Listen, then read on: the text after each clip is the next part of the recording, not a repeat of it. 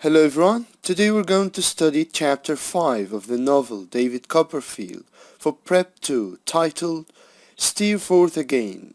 As the title suggests here, David Copperfield is going to meet Steerforth again. In our last chapter we knew that David came to the end of his school days.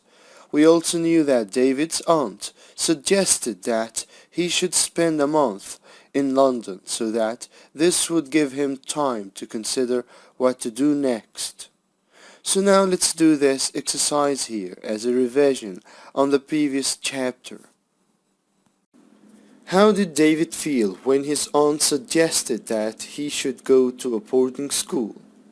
He was delighted as he was eager to continue his studies, and Canterbury was very near his aunt's home in Dover. How did David decide to go to Dover?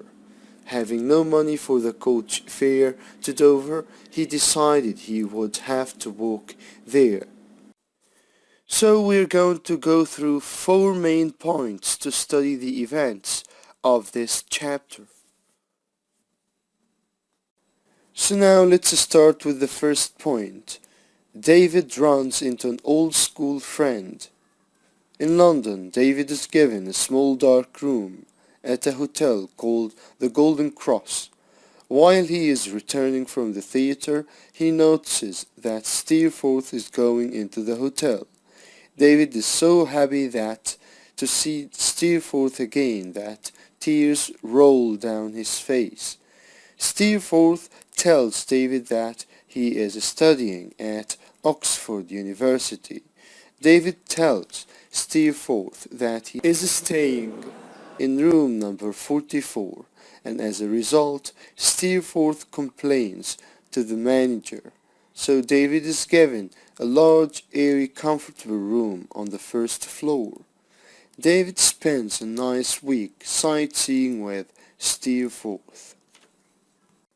So now let's move on to point number 2. David goes to Yarmouth with Steerforth. David tells Steerforth that he is going to visit Peggotty, and Steerforth suggests going with him. There in Yarmouth, Steerforth stays at a hotel while David goes to Parks's house. Peggotty doesn't recognize David at first because she still remembers him as that little boy. When she realizes that he is David, she hugs him warmly. Peggotty tells David that Parks is ill, and she insists that David should sleep at her house during his stay in Yarmouth. David and Steerforth go to visit Daniel Peggotty, and there they learn that Emily is now engaged to Ham. Steerforth tells David that he is really sad for Emily to marry such uneducated man. David is shocked by the words he said, but David then thinks that Steerforth is just joking. Steerforth tells David that he wants to be as good as he is, and that he cannot control himself of doing bad things. Point number 3. Becoming a lawyer. In London, David finds out that his aunt has come to the Golden Cross Hotel and has booked a room there. David's aunt suggests that he should become a lawyer. Then she takes him to Mr. Spenlow, who is a partner in an important law firm, to train him to become a lawyer, and she pays him £1,000 for that. At the same time, she rents a small flat for him at the top of a house near the law courts. David feels lonely, so he decides to give a party and invite Steerforth and his friends. In the party, David is completely drunk. They decide to go to the theatre, and there David meets Agnes Wickfield.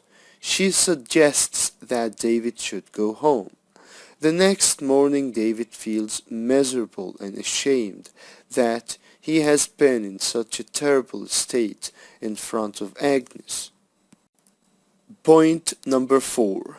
Agnes's miserable life.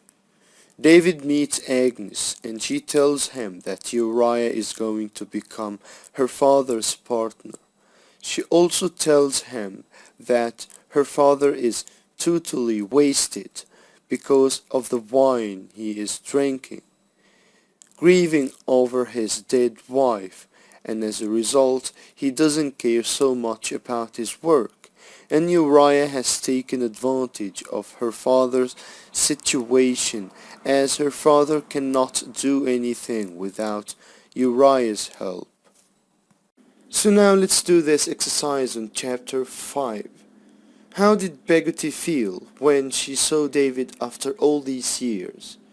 She didn't recognize him at first because he was no longer the small boy she remembered, but when she recognized him, she sobbed and sobbed with delight, holding him in her arms as she had always done. Where did David stay in Yarmouth?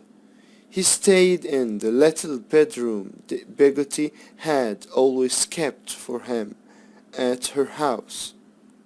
So that's it for today. I hope you understand this lesson. Goodbye.